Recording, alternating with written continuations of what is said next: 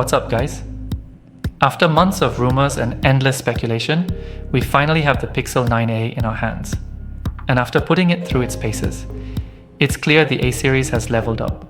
For the first time, the Pixel 9a feels like it stands on its own 2 feet. No longer just a variant of the mainline Pixel. It's genuinely something special.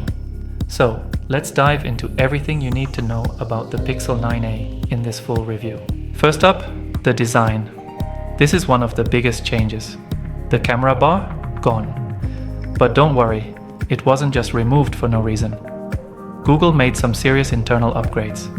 A vapor chamber for better thermals, a 13% bigger battery, and an upgraded dual rear camera setup. The result? A super clean minimalist look that still screams Pixel. Honestly, I'm glad they ditched the old camera bar.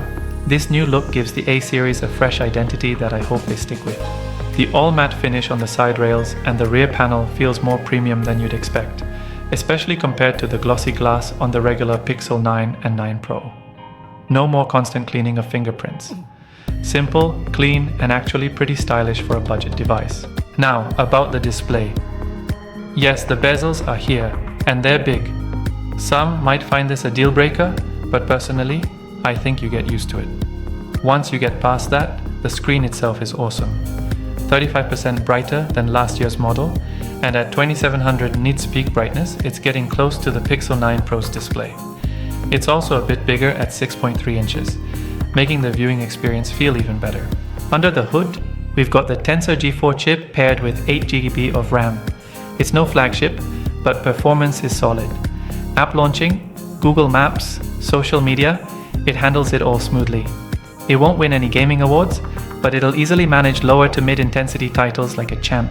There's also the optical fingerprint scanner, which is fine. It's less reliable than the ultrasonic one on the Pixel 9 and 9 Pro, but again, not a deal breaker at this price point. Face unlock takes over a little more than I'd like, but it works. Battery life? Now we're talking. With a 5100 mAh battery, the Pixel 9a lasts me 1.5 days easily. I typically end the day with around 40% left, way better than the Pixel 9 and 9 Pro, which tend to need a charge much earlier. It's got the biggest battery in any Pixel phone so far, and it shows.